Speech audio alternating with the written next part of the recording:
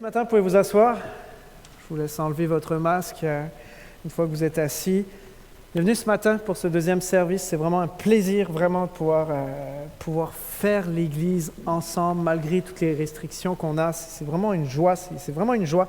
Ce matin, on commence le premier dimanche sous la thématique « Pourquoi y croire ». C'est un petit peu un teaser ce matin. C'est un challenge que je veux vous lancer.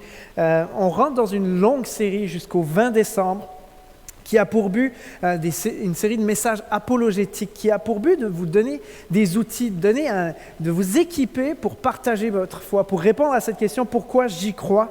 On va répondre à de nombreuses questions durant la série, nombreuses questions à propos de la vie, sur le sens de la vie. On va voir plusieurs choses à propos de la foi chrétienne, à propos de qui est Jésus. Le but, c'est de vous permettre d'inviter du monde, c'est de vous permettre d'être à l'aise d'inviter du monde avec vous, que ce soit en ligne, que ce soit ici, sur place, dans les locaux à l'Église. On a été épargnés dans les mesures.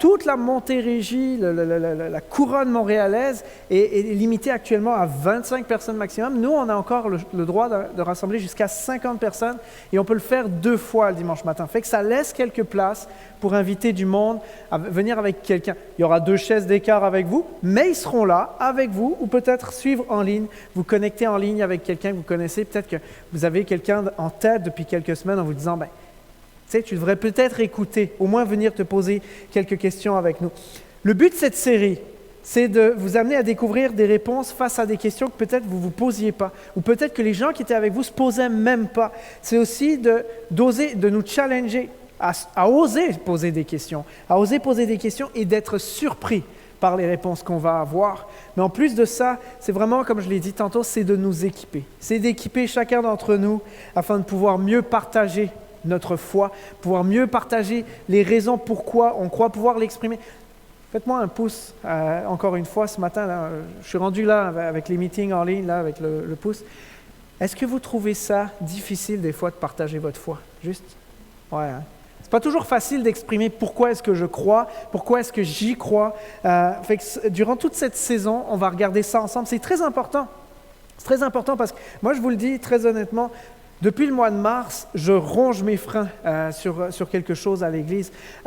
Pour moi, en étant limité, en étant confiné, oui, on écoute les célébrations, on participe aux célébrations, on fait tout ce qu'on peut, on est dans la présence de Dieu à la maison, mais en étant limité comme on l'est avec les mesures, j'ai l'impression que bien souvent, on ne fait pas ce qu'on est appelé à faire en tant qu'Église. On ne fait pas ce qu'une Église est appelée à faire complètement. On est limité, on est comme muselé, on n'ose plus partager notre foi. Ce n'est pas parce qu'on est obligé de garder 2 mètres de distance qu'on ne peut plus parler. Hein. Ce n'est pas parce qu'on est obligé de garder 2 mètres de distance qu'on ne peut plus appeler quelqu'un, qu'on ne peut plus être un témoin de Jésus. Et durant cette saison, c'est important. On fait cette série même au milieu d'une 2e vague de pandémie parce que c'est important. On est appelé à être l'Église de Jésus-Christ. On est appelé à partager la bonne nouvelle. On est appelé à proclamer l'espoir. On est appelé à donner de l'espoir. Et ça, c'est quelque chose, je trouve, en étant limité dans les mesures durant les derniers mois, on ne l'a plus tellement fait. On a été un peu au ralenti par rapport à ça. On est appelé à partager les solutions du ciel face à des problèmes insolvables que certains vivent autour de nous. Et Dieu a des solutions pour eux. Jésus a des solutions. Et ultimement, on est appelé à pointer vers Jésus. On est appelé à pointer vers Jésus en tout temps. Peu importe les circonstances, peu importe les drames, peu importe les pandémies qui peuvent arriver, on est appelé à pointer vers Jésus. Fait qu'on le fait. Vous allez être surpris durant cet automne. Je vous le spoil, mais vous risquez d'être surpris sur le pont de l'autoroute de voir le visage que vous voyez en arrière. Vous posez la question « Pourquoi y croire ?» On va vraiment mettre beaucoup de choses en place pour permettre aux gens autour de nous de se questionner. Et on veut saturer vraiment les réseaux sociaux de la région, les profils de nos amis dans la région de cette question-là. On veut amener les gens à se poser cette question-là. On va le faire, on va déployer beaucoup d'énergie là-dedans. On va distribuer des masques. Probablement, le 2 octobre, on va probablement on attend la confirmation, avoir la dernière table disponible au marché, au Carré Royal, pour pouvoir distribuer des masques, des évangiles de Jean, avec cette question de nouveau, pourquoi y croire? On va pouvoir y répondre. On va distribuer des masques qui ont été confectionnés avec du tissu confectionné à la main. On va le faire gratuitement, puis on veut vraiment amener les gens à pouvoir cheminer durant cette saison avec nous. Donc, je vous challenge, partagez partagez, posez des questions à vos amis. Essayez de trouver des moyens d'entrer en contact avec des personnes que vous avez à cœur depuis longtemps, peut-être vous priez pour depuis longtemps. Je vous encourage, on va le faire, qu'on puisse se rassembler à 50 et moins, 25 et moins, même 0, on va le faire, on va trouver des moyens de le faire. Est-ce que je peux avoir un pouce à ça? Vous êtes avec moi? Yes, je vais vous faire réagir ce matin. Donc jusqu'au 20 décembre, on rentre dans cette série-là. Je vous encourage, utilisez vos réseaux sociaux, partagez-le sur vos murs personnels. Cette affiche-là, le but c'est d'attirer l'œil. On va en avoir plusieurs qui sont un petit peu décalés de ce style-là. Peut-être que vous n'aimez pas son visage, c'est parfait. Comme j'ai dit à quelqu'un cette semaine qui est venu nous aider à l'église à couper des pamphlets, je leur ai demandé « Qu'est-ce que vous pensez de l'affiche ?» Ils m'ont dit « Il est ben laid. » Il est ben laid, c'est pas possible, il est laid. Mais c'est le but. J'ai juste répondu, si ça fait parler les chrétiens, ça fera parler les autres. Donc c'est parfait, c'est ça qu'il faut. On veut attirer l'attention. On ne veut pas attirer l'attention sur le visage, on veut attirer l'attention sur la question. Et on veut attirer l'attention ultimement sur les réponses qui vont être partagées. Donc c'est vraiment ça. Partagez les événements, partagez les visuels. Je vous lance le challenge. Je suis aussi sur les réseaux sociaux, fait que je vous vois partager des choses. Fait que, on est ensemble. Amen? Saturons les réseaux sociaux avec cette question durant l'automne. Soyez présents en ligne et sur place, c'est vraiment un défi. Et je vous lance le challenge dimanche prochain. On va rentrer vraiment dans le concret de la série avec un premier invité, Sam Plante, qui est un jeune évangéliste, très très bon prédicateur québécois, qui a vraiment à cœur depuis 2 ans, s'est lancé sur le web avec son ministère qui s'appelle Sam Parle, des capsules vidéo sur tous les sujets à peu près, mais qui pointent vers Jésus. Puis là, j'en ai une ce matin que j'aimerais vous partager pour commencer ce message. Ça va peut-être vous donner envie de venir avec quelqu'un dimanche prochain. La crise de la quarantaine a des effets sur tout le monde. Bien sûr, des effets physiques sur certains. Malheureusement, certains sont atteints, infectés de ce virus-là. Mais pour plusieurs d'entre nous, ce sont plutôt des effets psychologiques. On parle de peur, d'angoisse, de panique, de paranoïa. Mais on peut aussi parler d'anxiété, de stress, d'incertitude face à l'avenir, de doute. Particulièrement, moi, j'ai trouvé ça difficile, surtout de me concentrer dans les premières journées de la quarantaine. J'avais de la misère, j'avais mon cœur qui était comme agité, mon esprit qui était troublé. Et je suis pas psy, je suis pas conseiller, j'ai pas de doctorat en psychologie, mais une des choses que j'ai réalisées, c'est que mon niveau d'anxiété était directement relié à l'objet de ma sécurité. Autrement dit, ma paix intérieure, ma tranquillité d'esprit dépendait fortement de l'endroit où est-ce que je misais ma sécurité, plaçais mon espoir pour le futur. Puis je pense que c'est une des grandes questions de ce virus-là. Où est votre sécurité? Où avez-vous misé votre paix? Où est votre refuge, votre assurance? Et où votre confiance dans la vie? Parce que c'est certain que si votre refuge était placé dans vos finances personnelles, dans vos placements, cette pandémie vient d'en bousculer plusieurs. On parle de perte salariale, de perte à la bourse, ça risque de peut-être vous troubler. Si votre sécurité était placée dans le contrôle que vous exercez sur votre vie, vous venez de le perdre. On vous oblige à rester chez vous et à adopter une foule de mesures. Si votre paix et votre tranquillité étaient placées dans les divertissements que vous pouviez vous payer, spectacles, activités, restos, Canadien de Montréal, vous venez d'en perdre la possibilité. Si votre cœur était constamment tourné vers le futur, des nouveaux projets personnels, des nouvelles réalisations, vous êtes plutôt freiné présentement. C'est difficile de prévoir à long terme dans des circonstances comme celle-ci et peut-être que ça vous rend inquiet. Si vous étiez un de ceux qui croyaient que la science était le seul bouclier fidèle de l'être humain, vous êtes chamboulé présentement. On n'a pas de vaccin, on n'a pas de traitement, on est plutôt dépourvu et désemparé pour le moment. Et je prie qu'on en trouve rapidement, un vaccin et un traitement, et qu'on puisse soigner le plus de monde possible. Mais présentement, la science n'est pas un secours suffisamment grand pour calmer notre cœur. Et ultimement, même si votre sécurité est placée dans le gouvernement ou dans nos bonnes installations de santé, et ils font un travail impeccable présentement, mais il se peut qu'un jour vous soyez déçus. Et ça se peut qu'un jour le gouvernement n'arrive pas à tenir les choses sous contrôle. Et je pourrais continuer longtemps comme ça, mais ultimement, si votre espoir et votre paix est placé dans cette vie ou dans quelque chose ou quelqu'un de ce monde, vous risquez de le perdre ou de la perdre à tout moment. Il nous faudrait trouver une genre de sécurité qui demeure ferme peu importe la crise qu'on traverse. Un bateau qui ne chavire pas dans aucune tempête. Un abri qui reste ancré, ferme et solide même quand tout s'écroule autour de nous. Lorsque tout est incertain, il faudrait nous trouver une seule certitude qui va demeurer vraie éternellement. Et j'irais même un pas plus loin. Ce virus contagieux, invisible, menace même nos existences. Et c'est peut-être une des raisons plus profondes de notre anxiété. Il rend notre lendemain incertain. Même si on est jeune, si on est en santé, ce virus-là peut nous atteindre. On peut y passer. En Italie, en Chine, c'est arrivé. Des ados y ont passé. Pour être en paix et rassuré, il faudrait trouver une certitude plus grande que la mort, une sécurité, une assurance plus grande que cette vie. Il y a plus de 3 millénaires, un jeune homme, un jeune berger devenu roi du nom de David, a écrit un chant, et j'aimerais vous le lire, alors qu'il était entouré d'ennemis à longueur de journée, que sa vie était menacée par l'incertitude, l'angoisse et la peur de la mort. Voici ce que ce jeune berger devenu roi a écrit. Il dit dans 2 Samuel, le chapitre 22, le verset 2 jusqu'à 7, je vais lire. « L'Éternel est ma forteresse, mon rocher, mon libérateur. Dieu est mon roc solide où je me réfugie. Il est mon sauveur tout-puissant, mon rempart et mon bouclier. Mon asile, mon repos est en lui. Toi, mon sauveur, tu me délivres des hommes violents, des virus violents, on pourrait dire aujourd'hui. Loué soit l'Éternel, quand je l'ai appelé, j'ai été délivré de tous mes ennemis. La mort m'enserrait de ses flots et comme un torrent destructeur me terrifiait. Il n'y a pas peur d'exprimer ses sentiments. Oui, le séjour des morts m'entourait de ses liens. Le piège de la mort se renfermait sur moi.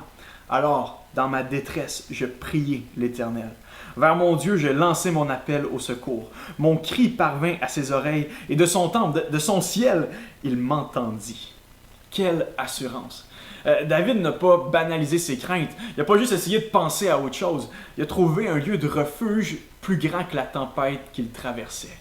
Alors que tout change rapidement autour de nous, Dieu ne change pas. C'est un Dieu qu'on nous dit dans lequel il n'y a pas honte de variation. Alors que le stress du futur, de la peur vient nous saisir, on peut se confier dans l'Éternel, le Dieu qui était là hier, qui règne aujourd'hui et pour toujours dans ce monde. Alors que notre cœur pécheur veut ancrer son secours dans une fausse sécurité à tout moment, et moi-même, c'est souvent ce que je veux faire. Le Dieu qui a créé ce monde est la seule espérance qu'on peut posséder comme une ancre pour nos âmes. Alors que la mort frappe à nos portes, dans notre nation, dans notre monde, Jésus est le seul qui a vécu la mort afin qu'on puisse vivre toujours éternellement en sa présence. Christ est le seul qui peut nous accorder cette espérance parce que c'est le seul qui a vaincu la mort. C'est le seul qui détient la clé du séjour des morts, nous dit le livre de l'Apocalypse. C'est le seul qui a traversé la mort et c'est le seul qui peut nous accorder une certitude même dans la mort. Et ça nous rend paisibles, ça nous rend heureux et ça nous rend forts, même si tout chavire présentement autour de nous. Et c'est cette espérance que tu peux posséder toi aussi comme une ancre solide pour ton âme qui pénètre au-delà de tous les défis de ce monde, même le plus grand, c'est-à-dire la mort.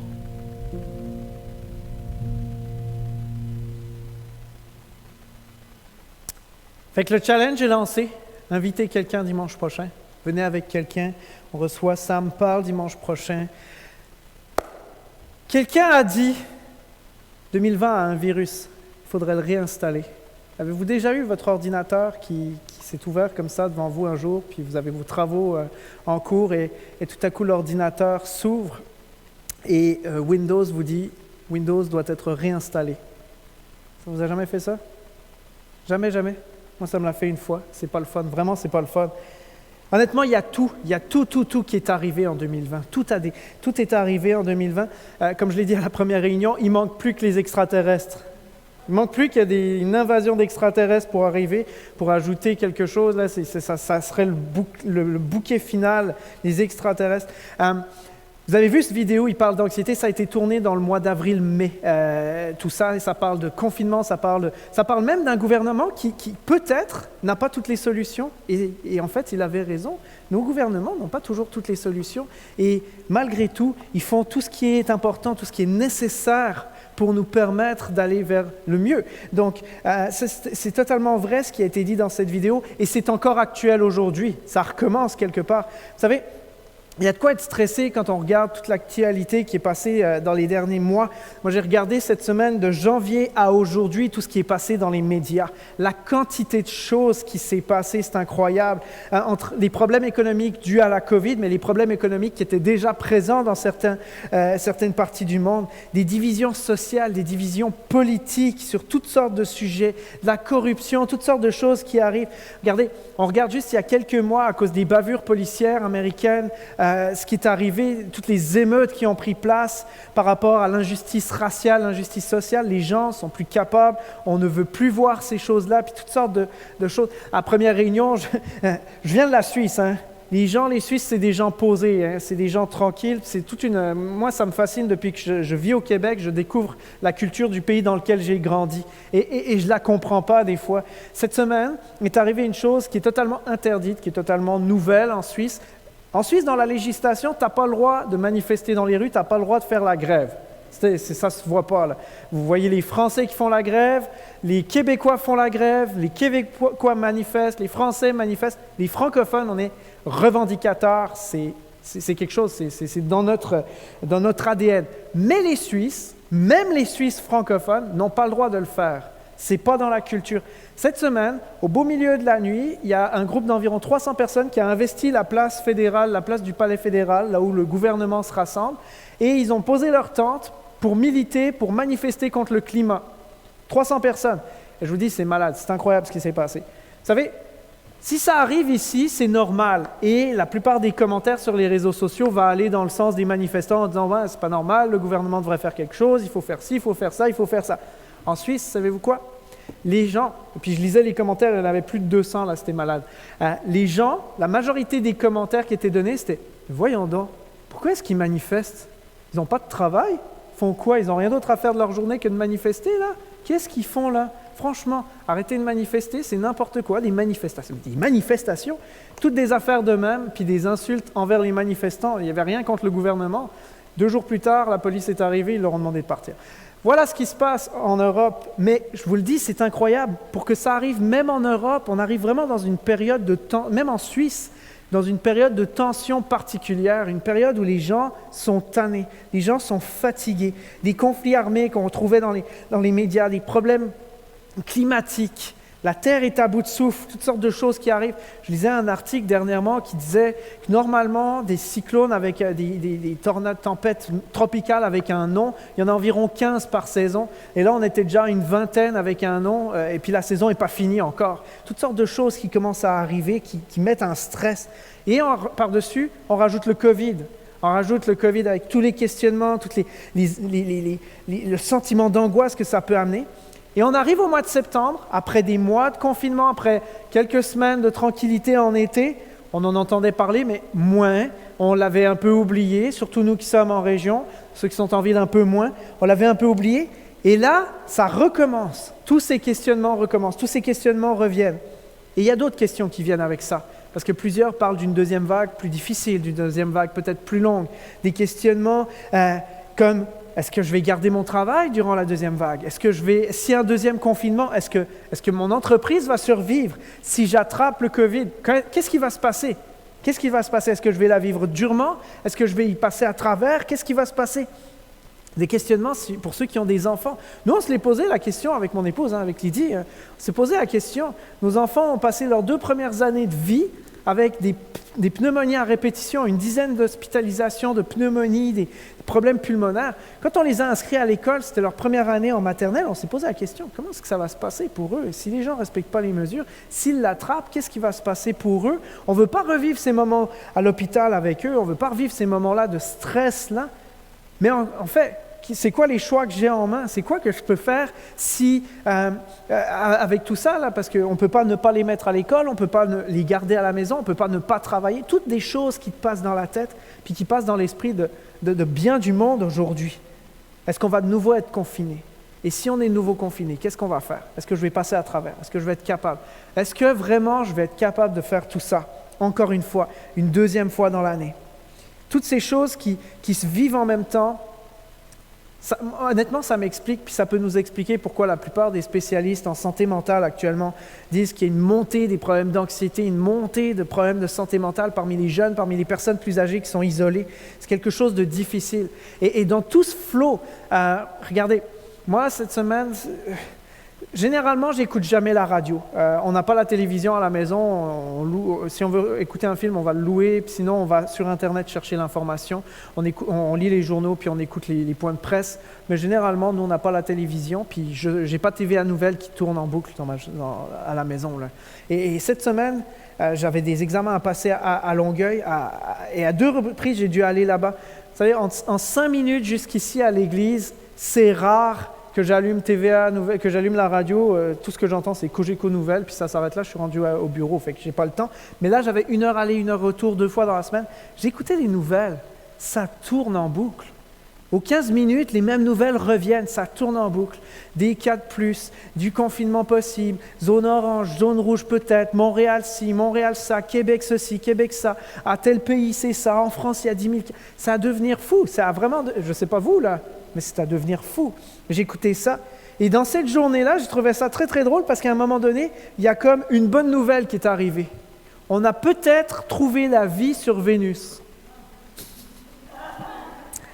Et vous savez, moi j'aime vraiment tout ce qui est astronomie, tout ce qui touche les étoiles, les planètes. Des fois, là, je lis des articles sur le sujet. Là, c'est des astrophysiciens, je ne comprends pas la moitié de ce qui est dit, mais ça m'intéresse pareil. Je le lis, puis je regarde. Ça m'instruit, je trouve ça vraiment intéressant. Puis j'ai trouvé un article cette semaine en lien avec ça, en écoutant ça à la radio. Je suis allé faire des recherches, puis trouvé un article qui est sorti la semaine passée, en fait, sur le titre, c'est « Selon les dernières observations, Vénus pourrait abriter la vie ». Il y a une belle photo qui apparaît en arrière, c'est Vénus. Magnifique, hein? Très, très beau. C'est comme s'il y avait un petit oasis d'espoir qui est arrivé au milieu des nouvelles COVID. C'est arrivé, la communauté scientifique tourne ses regards vers Vénus. Vraiment, quelque chose d'incroyable. On a peut-être trouvé la vie parce qu'un télescope aurait peut-être, là on est dans l'hypothétique, peut-être repérer un gaz mortel qui serait généré par l'existence de micro-organismes vivants. Peut-être. Et à cause de ça, là, c'est une bonne nouvelle, à cause de ça, dans les prochaines années, la NASA a déclaré qu'ils allaient déployer des millions, voire peut-être des milliards de dollars US pour vérifier l'information. Juste pour valider, est-ce que ce que le télescope a vu, c'est vrai? Est-ce que ce gaz, c'est un gaz mortel, là, il n'y a pas de quoi faire la fête, là. C'est un gaz mortel, on respire, on meurt. Mais ça pourrait dire qu'il y a des micro-organismes vivants qui vivent autour de Vénus. Fait qu'ils vont vérifier ça dans les prochaines années. Et je peux vous le garantir, Vénus, là, c'est pas le Club Med, c'est pas le paradis terrestre, le paradis céleste. Là. D'ailleurs, l'article, je vous lis un extrait. Le fameux article, il y a un paragraphe qui s'intitule « La vie en enfer céleste ». Vénus, le deuxième monde après le Soleil, a longtemps été considérée comme la jumelle de la Terre. Elle a à peu près la même taille que notre planète, avec une gravité et une composition similaires. Pendant des siècles, les hommes ont pensé ou espéré que sa surface pourrait être recouverte d'océans, d'une végétation luxuriante, d'écosystèmes verdoyants, offrant une deuxième oasis pour la vie dans le système solaire. Bien sûr, ce scénario était loin de la réalité. Les premières observations scientifiques de Vénus ont révélé que les terriens ne pourraient pas y survivre bien longtemps, et ce pour plusieurs raisons. Entre autres choses, sa surface peut atteindre l'étouffante température de 460 degrés Celsius. Hey, à 30 degrés, on allume la clim, on la met dans le piton à 20 degrés, là. Hey, 460 degrés Celsius. Et l'atmosphère de la planète est principalement dominée par du dioxyde de carbone. Vous savez l'expression « j'étouffe » hein? Dioxyde de carbone est parcouru ça et là par des nuages d'acide sulfurique. Mais malgré cela, les scientifiques ont pendant près de 60 ans envisagé la possibilité que la vie puisse exister dans le pont des nuages vénusiens, où les conditions étaient peut-être plus favorables. C'est malade, là, c'est complètement invraisemblable. Mais au milieu de toute l'actualité qu'on a, au milieu de toutes les nouvelles qu'on peut écouter, cette nouvelle-là, c'était comme une bonne nouvelle. C'était quelque chose de positif, c'était quelque chose... L'attention médiatique était vraiment tournée pendant quelques instants sur ces petites bactéries potentiellement trouvées dans un nuage. Et honnêtement, ça ne changera rien à nos vies. Mais dans toutes ces nouvelles-là, je ne sais pas vous, là, puis j'y ai pensé cette semaine, je pensais à tout ça. Certains, vous connaissez peut-être, vous avez entendu parler de Elon Musk, le directeur de Tesla, puis mégalomane. Ce monsieur-là, si on était dans la science-fiction, ça serait Iron Man. Ce gars-là veut coloniser Mars, milliardaire, puis il se donne le moyen de le faire. Puis je pensais à toutes ces choses qu'on écoutait dans des films de science-fiction il y a quelques années, puis les gens le cherchent pour de vrai. Et je ne sais pas vous, mais moi aussi, dans tout ça, là, j'aimerais ça coloniser Mars des fois. J'aimerais aller vivre sur Mars, parce que ça commence à devenir compliqué sur Terre.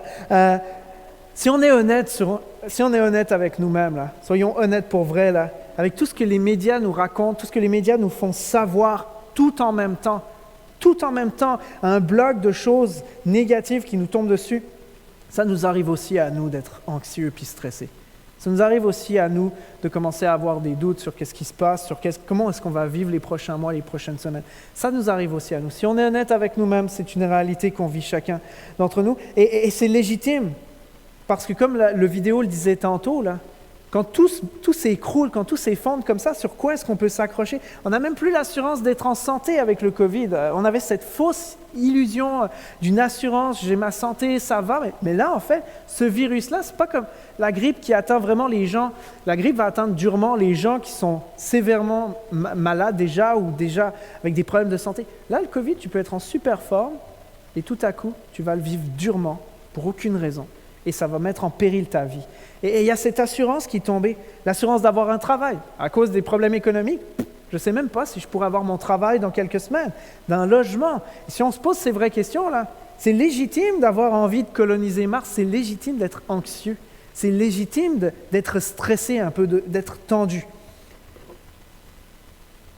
Vous savez, avec tout ce qu'on entend, toutes ces choses sont rendues accessibles grâce à... Qui a un téléphone cellulaire intelligent? Okay, vous êtes plusieurs. Ordinateur, tablette, télévision. Ce n'est pas une nouvelle invention. Mais à cause de tous ces appareils-là, on a accès à l'information en continu. À l'époque, quand la télévision n'existait pas, il fallait que tu te rendes au dépanneur et que tu ailles acheter un journal. Puis, si le journal n'était pas encore sorti, tu attendais, tu faisais le line-up. Si tu avais une nouvelle importante à savoir. Aujourd'hui, tu as juste à allumer la télé. Tu allumes, je n'ai même pas besoin de l'allumer, il est tout le temps allumé. Hop, je fais ça. TVA Nouvelles, la presse, n'importe quoi, tout est là, à portée d'un clic, sans arrêt. Et vous savez que les fabricants de ces machines-là ont lancé des applications, ont lancé des fonctions qui sont cachées pour nous aider à relaxer dans ces périodes-là, là, pour nous aider à décrocher. Vous ne saviez pas? Vous ne saviez pas? OK. Ça existe sur la télé, sur l'ordinateur, sur la tablette, sur le cellulaire, là. Hein? Les raccourcis clavier. Tu presses sur ces boutons-là, et tu fais ça. Off. Merci. Off. Tu fermes la TV. Tu fermes la tablette. Tu fermes...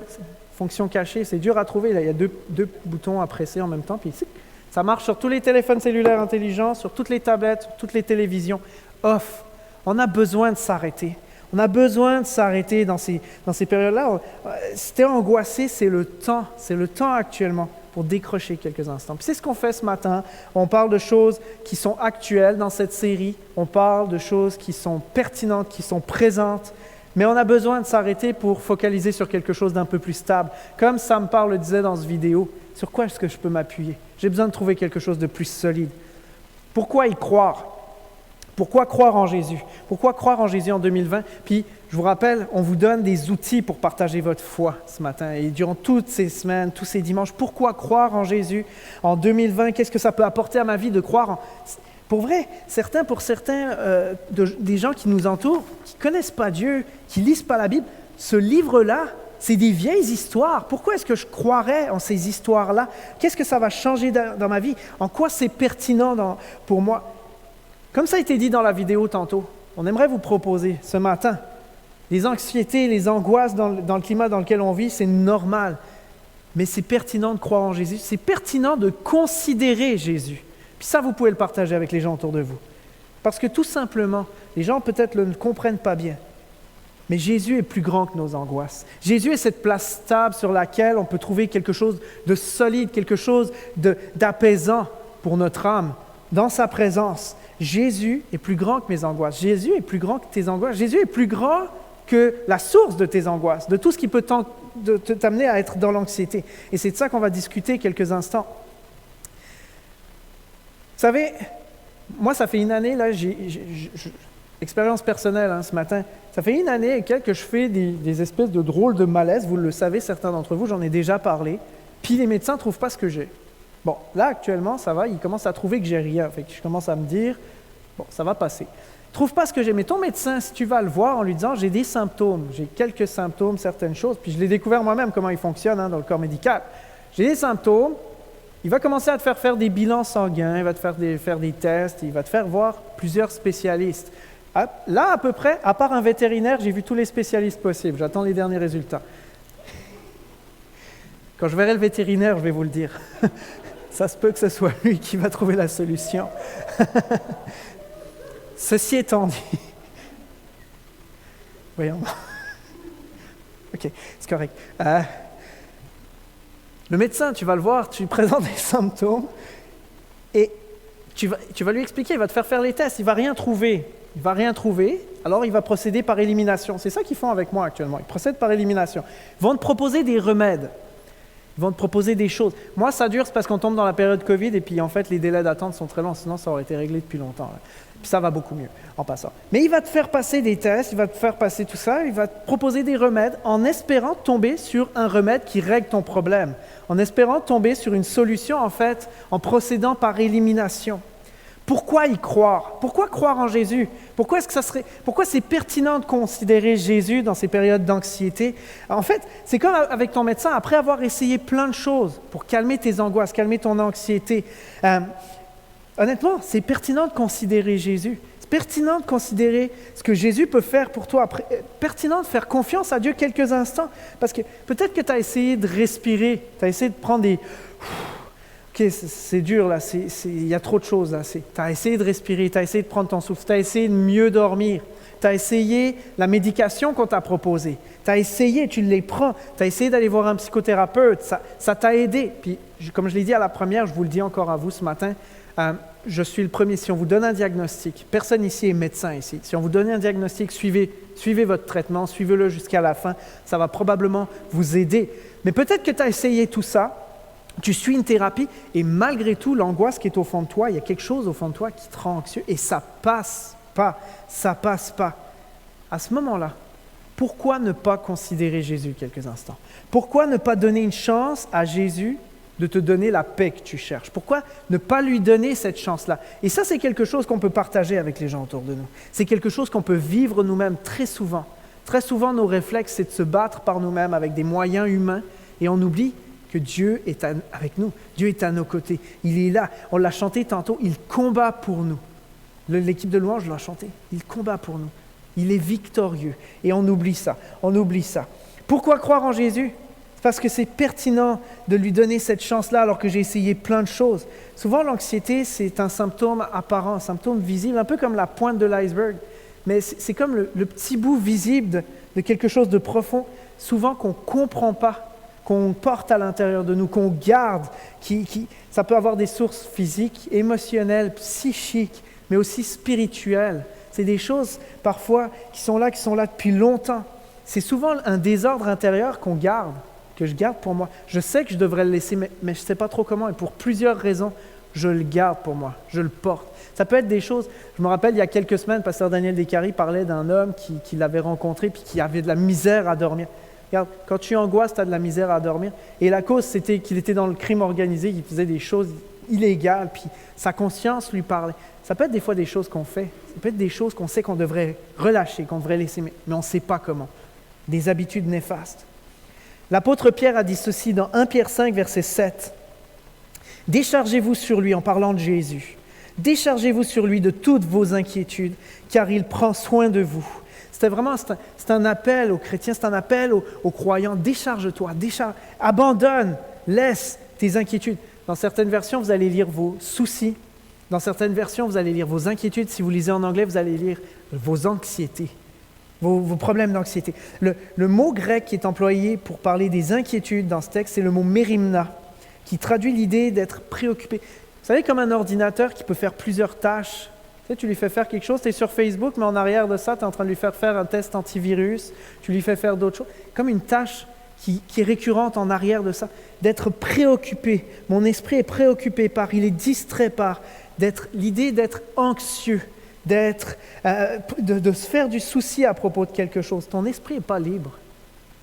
Laissez ce qui empêche votre esprit d'être libre, d'être en paix. Laissez vos inquiétudes car il prend soin de vous. L'apôtre Pierre, lui, il est catégorique. Jésus est plus grand que mes sources d'anxiété. Jésus est plus grand que mes sources d'angoisse. Et en fait, c'est à juste titre, lui. C'est parce qu'il a vécu avec Jésus. Il l'a vécu à plusieurs moments, puis on va le voir ce matin. Il a vécu les moments où il vivait l'angoisse avec les disciples, ses amis qui étaient avec Jésus pendant plusieurs années. Vivait l'angoisse, vivait les menaces, vivait toutes sortes de difficultés. Mais il a vu Jésus agir. Et il a cette assurance, et c'est ce témoignage-là, puis c'est ce témoignage qu'on a nous aussi, puis qu'on partage durant cette série-là. Il a cette assurance que Jésus est plus grand que mes angoisses. Et en Jésus, si je viens à lui, je peux trouver un lieu de stabilité pour mon âme. Je peux trouver un lieu, un refuge pour mon âme. Vous êtes avec moi ce matin? Un pouce? Ah, ça fait faire du sport en plus. Si tu es anxieux, c'est possible de trouver un lieu de paix en Jésus-Christ. Si tu es anxieux, tu peux trouver un lieu de réconfort en Jésus-Christ. Tu peux venir à lui puis lui laisser. Peut-être que tu ne savais pas où laisser ces angoisses-là. Peut-être qu'on l'oublie dans le flot de tout ce qu'on entend. En Jésus-Christ, il y a un lieu de paix, il y a un lieu de repos, il y a un lieu d'apaisement pour mon âme que je ne trouve pas ailleurs. C'est une vérité que Pierre rappelle et c'est important pour nous ce matin, ça vaut pour nous. Très souvent, quand je viens à Jésus, on est des chrétiens ici ce matin, on est là, ça fait longtemps qu'on a la foi, ça fait peut-être longtemps qu'on marche avec Dieu, mais tellement souvent, malgré ce temps, malgré cette connaissance-là, tellement souvent on laisse des choses de base à Dieu. Mais on ne laisse pas les vrais problèmes. On va laisser à Dieu l'angoisse qui est là pour... C'est quoi le lunch du midi? Là, le frigo est vide, puis je ne suis pas allé au Maxi, puis ça ne me tente pas d'aller au Maxi attraper le COVID ou faire le line-up. Seigneur, enlève ces angoisses-là. Ou bien mon meeting, ou bien mon examen ce soir, ou demain, mon examen à l'école, je ne suis pas bien préparé. Seigneur, je te laisse... On laisse des petites choses qu'on sait que Dieu va pouvoir régler. Là. Il n'y a pas trop de problème. C'est Dieu quand même. Il a quand même fait la terre. Il devrait pouvoir régler le problème du lunch. Mais par contre, les vrais problèmes, on ne les lui dépose pas. Les vrais problèmes, ce qui nous pèse, ce qui nous rend anxieux, ce qui nous charge vraiment, les choses qui nous tournent dans la tête. On parle du COVID, là. Ça, c'est un problème grave. Là. Ça, c'est un problème, c'est un vrai problème. Ça, je vais le garder pour moi. Je vais ruminer ça pour moi. Je vais laisser ça tourner dans ma tête. Peut-être que je ne sais pas de quoi je vais vivre demain, je vais garder ça pour moi. Déchargez-vous sur lui de toutes vos inquiétudes. Toutes. Pierre est catégorique, toutes, et il prendra soin de vous. Pourquoi considérer Jésus si je suis anxieux? C'est parce que je peux me décharger sur lui. C'est la seule place où je peux me décharger réellement. Pas juste me distraire, pas juste engourdir mes pensées pour quelques instants. Regardez, les bars sont pleins actuellement. Tous les jours, quand je rentre à la maison, là, il y a un bar, je ne nomme pas le nom, là, il est dans un coin de rue, puis c'est 3 chiffres qui... C'est plein à craquer. C'est supposé être rempli à moitié du monde. Il y a quelques semaines, je pense qu'il y avait 200 ou 300 autos qui étaient là autour. C'était plein de gens qui viennent boire un coup pour oublier ce qui se passe. Juste festoyer, célébrer, faire quelque chose pour passer. On ne parle pas d'une distraction en Jésus. On parle d'un apaisement réel. On parle d'abandonner, de laisser, puis de ne pas le reprendre. On sait, un lieu de repos où je le laisse, je m'en vais, et je sais que c'est lui qui s'en charge, il s'en occupe, c'est entre ses mains, il va pas me laisser, il prend soin de moi. Je n'ai pas à faire quelque chose de plus, vous comprenez ça, la différence? Ce n'est pas juste une distraction, j'abandonne ça à Jésus, et il va s'en occuper, même si j'ai l'impression d'être à la dérive, même si j'ai l'impression d'avoir été abandonné, il va s'en occuper. C'est quoi faire de l'anxiété? Vous savez, les spécialistes disent que l'anxiété, c'est plus que de la peur. Je ne suis pas docteur, moi, là. C'est plus que de la peur. C'est littéralement... Au fond de moi, il y a une préoccupation, il y a quelque chose qui me tend, il y a une tension. Et ça peut être causé par des choses réelles, ça peut être causé par des choses que je m'imagine. J'écoute les nouvelles, je les interprète d'une certaine manière. Telle personne a été malade, je vais être malade, je vais la voir, je vais en souffrir. Peut-être pas, mais mon esprit agit comme. Et je commence à ruminer ça, je tourne ça dans mon esprit. Les spécialistes vont dire que l'anxiété, la peur, l'anxiété sont des réactions normales pour nous aider à faire face à des choses difficiles, à des menaces. C'est comme un mécanisme. Mais quand il y a trop, quand ça s'accumule, à un moment donné, trop c'est trop. Trop de stress, trop d'inconnus, trop de choses qui s'accumulent, qui s'accumulent les unes sur les autres. Il n'y a plus rien sur quoi s'accrocher et trop, c'est trop. Et j'ai envie de dire, il y a un moment où j'ai l'impression que je vais m'enfoncer puis que je ne vais pas réussir à m'en sortir. Les disciples l'ont vécu, on va le voir tantôt dans le passage qu'on va étudier ce matin, mais il y a un moment où j'ai l'impression de m'enfoncer, c'est trop, j'en peux plus. Et quand tu es anxieux, j'ai envie de dire, il y a une bénédiction dans l'anxiété. Parce que c'est un signal d'alarme que ton corps te lance. Dieu a bien fait le corps. Un signal d'alarme que ton corps te lance pour te dire, c'est temps c'est le temps de s'arrêter. C'est le temps de venir. Et j'ai envie de dire d'aller plus loin pour nous qui sommes croyants ce matin. C'est le temps d'aller dans la présence de Dieu. C'est le temps de commencer à prier. C'est le temps de laisser tes anxiétés quelque part. C'est un vrai signal d'alarme pour remettre ce que tu vis entre les mains de Dieu. Et Pierre, lui, il avait cette assurance profonde parce qu'il avait expérimenté. On va voir le passage dans Matthieu 14, alors que Jésus vient d'apprendre, en fait, Jean-Baptiste était à peine plus âgé que Jésus, il est né quelque temps avant, puis il a ouvert le chemin pour Jésus, proclamant l'arrivée d'un Messie, proclamant la nécessité de se repentir parce que le Seigneur arrive, puis Jean-Baptiste était proche de Jésus. Jésus avait de l'affection pour Jean, puis Jésus l'a dit lui-même, il n'y a pas plus grand que lui. Jean-Baptiste était important aux yeux de Jésus, puis il vient d'apprendre que Jean a été exécuté injustement par le roi Hérode à ce moment-là. Et la première chose que Jésus va faire, c'est qu'il va demander à ses disciples de se retirer. On va prendre une barque, on va traverser le lac et on va aller dans un lieu désert. Et Jésus voulait probablement se ressourcer, prendre du temps, un temps de repos et de les enseigner. Est-ce qu'il voulait leur enseigner aussi de se tenir sur leur garde à cause de peut-être, là, les persécutions commençaient avec Jean-Baptiste, probablement ça pouvait découler sur plusieurs choses pour eux. Est-ce qu'il y avait des angoisses qui étaient présentes sur leurs épaules à ce moment-là? On ne sait pas. Mais ce que ce passage qu'on étudie ce matin nous dit, c'est que Jésus, après avoir traversé le lac avec ses disciples, ils descendent du bateau et à leur surprise, ils ne sont pas tout seuls dans un lieu désert, il y a environ 5000 hommes, sans compter les femmes et les enfants qui les attendent. C'est environ 15 à 20 000 personnes, selon les historiens et les commentateurs, qui attendaient Jésus. Et Jésus a été ému de compassion pour eux et va commencer à les guérir. Va guérir les malades parmi eux, va les enseigner. On parle d'une méga journée de travail, là. 15 à 20 000 personnes qui ont des besoins et Jésus va commencer à guérir les malades, à prendre soin d'eux. Et pour les disciples, c'est une grosse journée de travail aussi parce qu'ils conversent avec les gens, ils suivent Jésus puis ils l'assistent. On lit le texte. Matthieu 14, versets 1 à 33. À cette nouvelle, Jésus prit un bateau pour se retirer à l'écart dans un lieu désert. Les foules l'apprirent, quittèrent les villes et le suivirent à pied. Quand il descendit du bateau, il vit une grande foule et en fut ému. Il guérit leurs malades.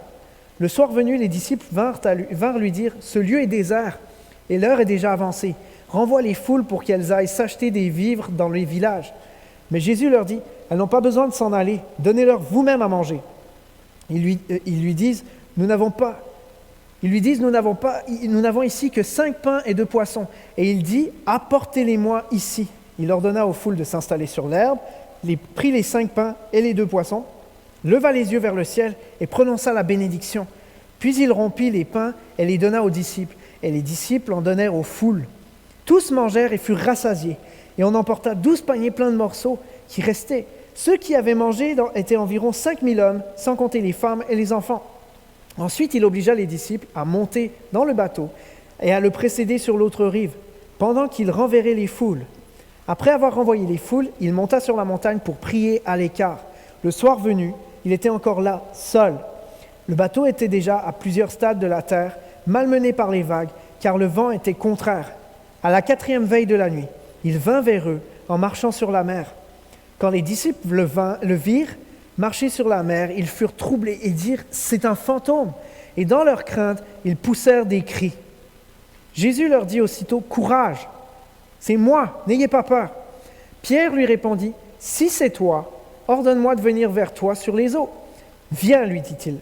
Pierre descendit du bateau, marcha sur les eaux et vint vers Jésus. Mais en voyant que le vent était fort, il eut peur, et comme il commençait à couler, il s'écria « Seigneur, sauve-moi !» Aussitôt Jésus tendit la main, le saisit et lui dit « Homme de peu de foi, pourquoi as-tu douté ?» Ils montèrent dans le bateau et le vent tomba.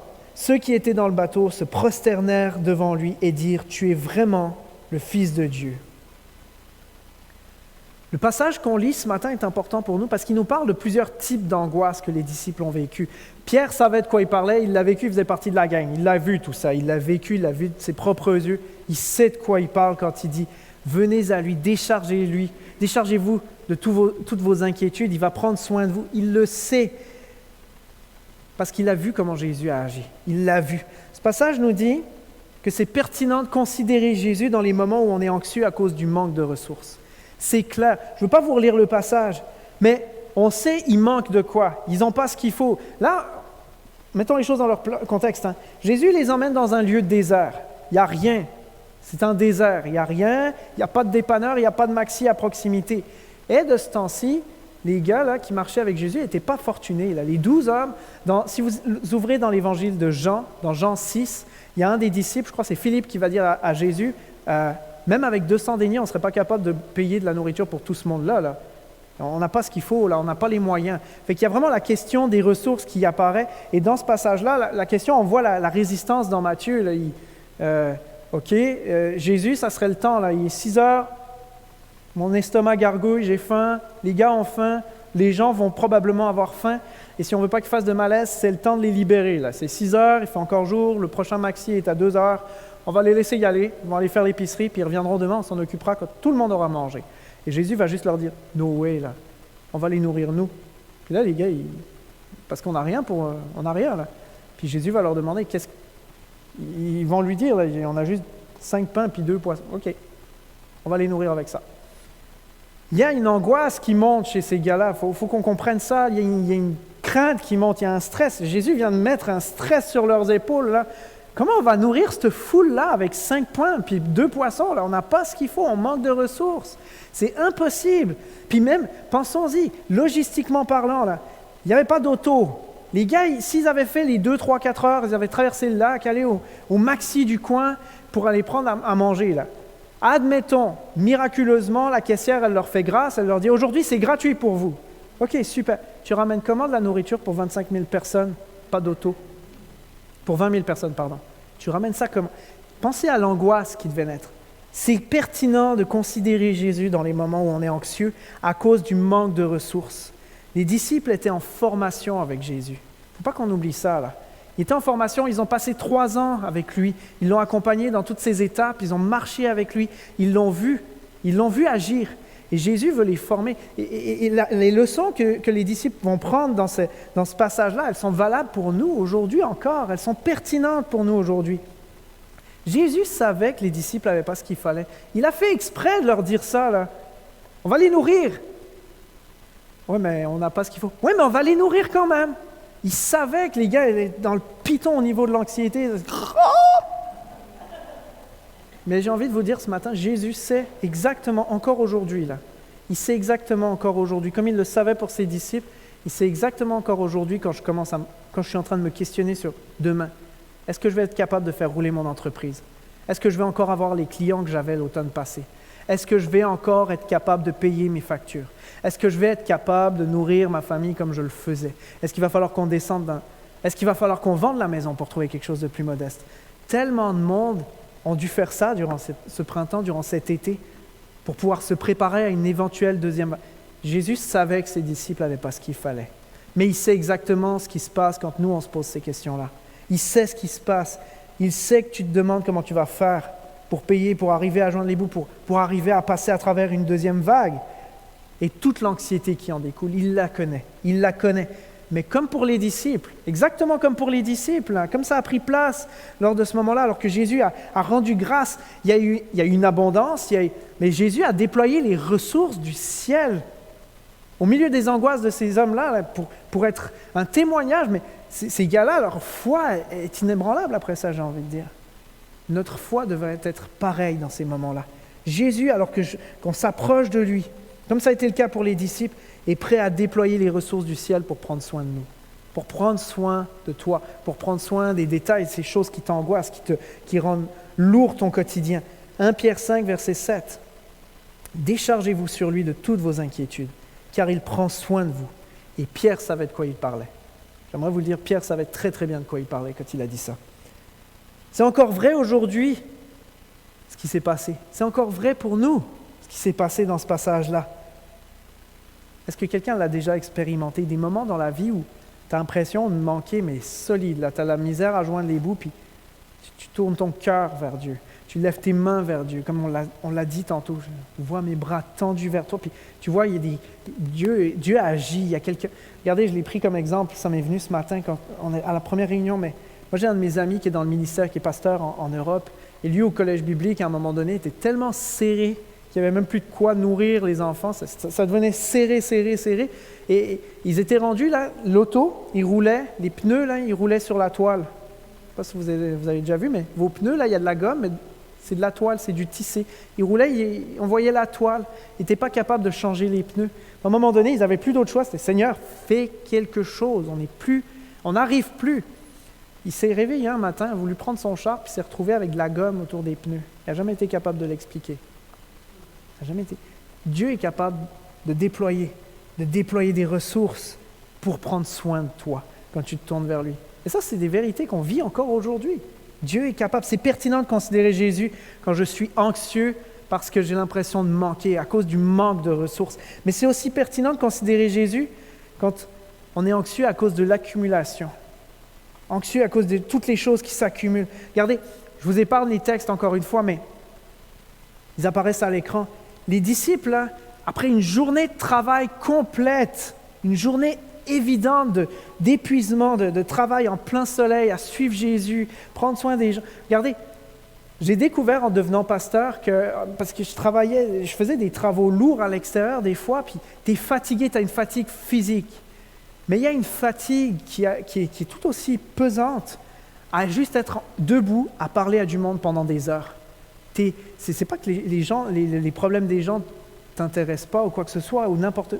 Mais il y a comme une fatigue à rester attentif, à être à l'écoute, à répondre, à être là, juste, t'es épuisé.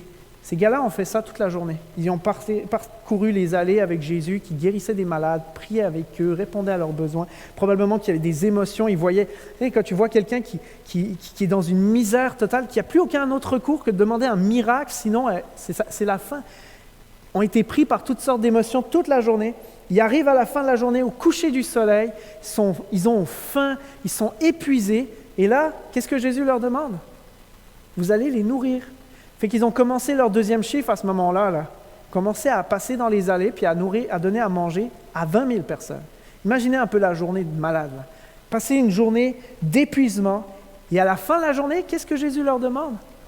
Allez-y, devancez-moi, montez dans le bateau, je vous rejoins plus tard. Et qu'est-ce qui se passe? Une tempête. Il y a un orage. Vous savez, le lac de Tibériade, la mer de Galilée, là, vous allez voir lac de Tibériade, mer de Galilée, d'autres noms dans vos versions de Bible. Ce lac-là est connu pour être imprévisible. À un moment donné, il y a un orage qui arrive, c'est calme, c'est le calme plat, tout à coup, ça s'accumule et orage, tempête. Et c'est ce qui a pris place. Ils sont sur l'eau et ça leur prend littéralement des heures pour arriver au milieu du lac et se retrouver complètement en péril. Leur vie elle est menacée, ils sont épuisés et ils commencent littéralement, leur premier réflexe quand ils voient Jésus s'approcher d'eux, c'est pas de se dire « Hey, ça doit être Jésus !» ou bien ils savent que Jésus fait des miracles, là. Jésus marche sur l'eau, c'est invraisemblable. Là. Leur premier réflexe d'épuisement, là, c'est de voir, ils s'imaginent qu'il y a un fantôme qui vient sur eux. C'est comme le clou de la journée, là. Un fantôme et ils commencent à partir en panique, à crier. Ils sont épuisés, ils n'en peuvent plus. Les gars, là, ça fait littéralement plus de 4 heures qu'ils sont en train de ramer parce que la voile, ils ont dû la laisser aller, puis ils rament Qui a déjà fait de la barque avec des rames? Quand tu es en contre-courant, puis le vent dans le dos, le vent de face qui pousse, puis toi tu rames, puis... Ça fait des heures. Ils n'en peuvent plus. Ils sont épuisés. C'est trop pour eux. Quand tu arrives dans ces moments-là où tu es fatigué physiquement, tu n'en peux plus, il y a n'importe quoi qui devient anxiogène. N'importe quoi t'épuise, n'importe quoi te rend malade, n'importe quoi Honnêtement, moi aussi, je verrais des fantômes dans une journée pareille. Là. Je ne sais pas vous, là, mais moi aussi, je veux prendre un voyage pour Mars. Bye. Les choses banales deviennent des sources de stress. Trop, c'est trop. Tu te mets à brailler pour rien. Tu n'en peux plus, tu es épuisé. Leur fatigue, c'était un terrain fertile à ce moment-là pour voir les choses de manière démesurée. Je veux faire une parenthèse ce matin par rapport à ça. Ça vaut pour tout le monde, ça vaut pour chacun d'entre nous, croyants, pas croyants, mais tu ne peux pas tout faire. On a besoin de se reposer physiquement, on a besoin de se reposer émotionnellement, des moments de break. On a aussi besoin d'être reposé, de se ressourcer spirituellement. J'ai besoin de ces moments-là, on en a chacun besoin. Est-ce qu'il faut être tout le temps disponible? Honnêtement. Oui. Si en tant que chrétien, on se rend tout le temps disponible, on se laisse déranger, honnêtement, comment est-ce que je vais survivre si à chaque fois que j'essaye de prendre du temps avec Dieu, je me laisse distraire par quelqu'un qui arrive, je me laisse distraire par des besoins. Peu importe l'envie, peu importe est-ce que j'ai de bonnes raisons, je veux prendre soin des autres. Mais qu'est-ce qui va arriver si je me laisse tout le temps interrompre, si je n'arrive pas à fixer des limites?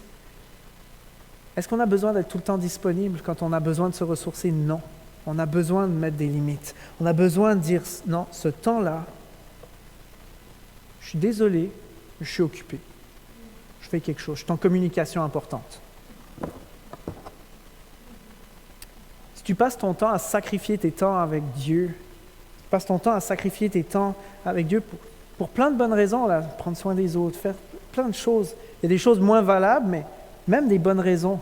Tu passes ton temps, même servir Dieu, passe ton temps à ça, à faire du ministère, sans jamais laisser accorder du temps pour se ressourcer. À un moment donné, on ne sera plus capable de rien faire. Tu ne seras plus capable de rien faire, tu ne seras plus capable de rien donner. On a besoin d'aller. Et c'est ce que Jésus voulait faire. En fait, la raison pourquoi Jésus a envoyé ses disciples sur le lac en avance, c'est parce que lui, après une journée de fatigue, de ministère, d'épuisement, il avait besoin d'aller se ressourcer dans la présence de Dieu. C'est ce qu'on lit dans Matthieu 14, versets 22-23. Aussitôt après, il obligea les disciples à monter dans la barque et à le précéder sur l'autre rive, pendant qu'il renverrait la foule. Et quand il l'eut renvoyé, il monta sur la montagne pour aller prier à l'écart. Et le soir venu, il était là, seul. Peut-être vous allez vous dire, il n'est pas gentil avec les disciples. Jésus, là, il sait qu'ils sont épuisés, puis lui, il va se ressourcer. Puis c'est une leçon qu'il voulait qu'ils apprennent. C'est une leçon qu'il faut qu'on apprenne nous aussi. Les disciples de Jésus ont besoin de réaliser la nécessité de se reposer, de se ressourcer dans la présence de Dieu, de venir de ces moments-là où je viens puis je m'appuie sur lui, je m'abandonne à lui, je suis fatigué, les angoisses montent parce que il y a une accumulation de choses, j'ai besoin. Il y a seulement Dieu qui peut apaiser ton âme. Il y a seulement Dieu qui peut apaiser ta vie. Ça peut vous arriver à chacun d'entre vous, même le plus fort, de craquer à un moment donné, puis j'en peux plus, je suis fatigué.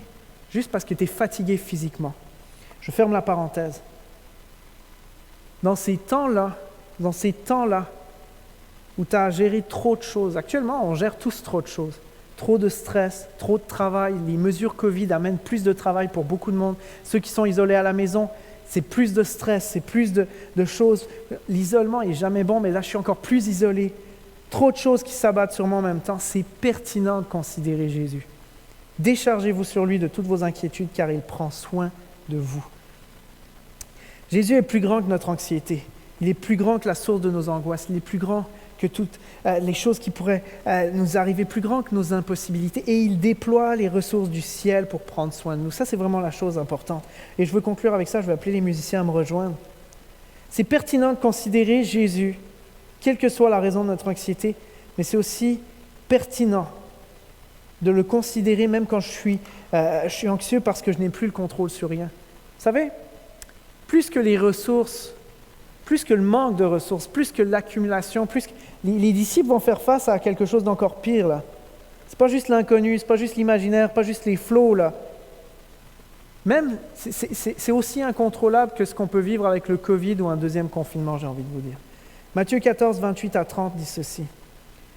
Alors que Jésus les rejoint, qu'ils ont cru voir un fantôme, Pierre lui répondit, il voit Jésus, puis il lui répondit, « Si c'est toi, ordonne-moi de venir vers toi sur les eaux. » Et Jésus va lui dire, « Viens. » Et Pierre descendit du bateau, marcha sur les eaux et vint vers Jésus. Mais en voyant que le vent était fort, il eut peur, et comme il commençait à couler, il s'écria, « Seigneur, sauve-moi. » Et aussitôt Jésus tendit la main, le saisit, et lui dit, « Homme de peu de foi, pourquoi as-tu douté ?» Et ils montèrent dans le bateau, et le vent tomba. Et tout le monde va reconnaître que Jésus est Seigneur. Ce jour-là, les disciples ont expérimenté la paix alors que tout était hors de contrôle. En fait, plus que tout le manque de ressources qu'on a vu, l'accumulation, là, à ce moment-là, Pierre, regarde, je ne sais pas vous, mais j'ai encore rencontré personne qui est capable de marcher sur l'eau. Pierre, c'est un petit peu comme le premier qui a marché sur la Lune, là, vous savez. Il a marché sur l'eau, là. Au milieu d'une tempête, il commence à manquer de foi, il commence à couler. C'est sa vie qui est en jeu. Tout est hors de contrôle. Ce n'est pas une situation normale. Là. Il n'est pas sur terre, il est sur l'eau. il s'enfonce, il est en train de périr. Et quand il crie à Jésus, à ce moment-là, Jésus va le saisir, va saisir sa main et va le sortir de là. Jésus était là même au milieu de l'angoisse face à la mort, même quand tout était hors de contrôle pour Pierre et pour les disciples. Il était là, il a agi. Il a agi, même au milieu de la tempête. Et c'est une réalité. Ce matin, je veux donner la possibilité à quelqu'un de répondre à ce message. Ce matin, peut-être que tu considères que ta situation elle est comme cette tempête. C'est hors de contrôle. C'est un désastre. C'est un désastre. La réalité, c'est que Jésus, même au milieu des plus grands désastres, comme celui-là où Pierre est en train de s'enfoncer, si tu le laisses, Jésus, si tu te tournes vers lui, si tu décides de relâcher ça, relâcher ce désastre, laisser ce désastre, et si tu le laisses monter dans ta barque avec toi, encore une fois, il va calmer cette tempête. Il est capable de déployer les ressources du ciel, tout ce qui est nécessaire pour que la tempête soit apaisée. Même si dans les faits, il y a toujours des combats, mais la tempête intérieure, elle est stoppée. Parce que tu as décidé de le laisser monter dans ta barque. Et c'est ce qui a pris place pour ses disciples. Et comment répondre à ce message ce matin? Les musiciens vont nous conduire dans ce chant qui s'intitule « Le Dieu des miracles ». J'aimerais tout simplement quelques instants, on n'a pas le droit de chanter, mais quelques instants alors que peut-être qu'on fait face à des désastres, des choses dans nos vies, toutes sortes de questionnements, des angoisses, des choses qu'on ne laisse pas. Ce matin, je vais vous laisser, alors qu'on écoute les paroles de ce chant-là, peut-être levons nos mains là où on est, en signe d'abandon, puis dire « Seigneur, moi je veux lâcher prise. Jésus, je veux considérer, ok, je ne te connais pas, mais je veux considérer que tu peux peut-être faire quelque chose. Je veux peut-être te laisser une chance ce matin, parce que tout le reste n'a pas marché. Mais là, on va voir. Et peut-être que vous connaissez Jésus depuis longtemps. Ça fait longtemps que vous vivez, vous portez, vous gardez quelque chose. C'est le temps ce matin de considérer, de déposer ce que vous vivez, déposer ce que vous portez. Peut-être c'est à cause du Covid, peut-être c'est d'autres choses. Mais je veux laisser ça devant toi, Seigneur. Je veux laisser ça à toi. Et je ne le reprendrai pas. Je veux laisser ça à toi. Je veux me décharger sur toi de mes inquiétudes, de mes angoisses, de mes anxiétés, parce que j'ai cette conviction que tu prends soin de moi. Quel que soit le type d'angoisse que je vis, quel que soit il n'y a rien. Vous savez, l'objectif de ce passage pour Matthieu, pour Jean, pour les évangélistes qui ont écrit ces textes, c'était de témoigner que rien ne peut empêcher Jésus de te sortir de tes angoisses. Il n'y a rien qui peut le limiter. Même les éléments, même le monde est soumis à son autorité. Le manque de nourriture, ce n'est pas un problème pour Jésus. Il est capable de régler ce problème-là. Le manque de temps, peut-être tu as l'impression d'en avoir trop pour le peu de temps que tu as. Il est capable de te donner du repos. Il est capable de t'apaiser. Et même la mort, il est capable d'apaiser ta crainte face à ça, face à l'inconnu. Et que c'est une réalité ce matin, alors que je m'approche de Dieu dans sa présence pendant ce chant-là. Je lève mes mains, puis Seigneur, je te laisse. Je te laisse mes peurs. Je te laisse mes questions, Seigneur. Je te laisse, Seigneur, ma famille. Je te laisse ces problèmes de maladie. Je te laisse mes inquiétudes par rapport à mes parents qui sont plus âgés. Qu'est-ce qui va se passer s'ils l'attrapent? Je te laisse qui empêche mon esprit d'être libre dans mes journées. Je te laisse mes enfants qui sont partis à la dérive dans les derniers mois.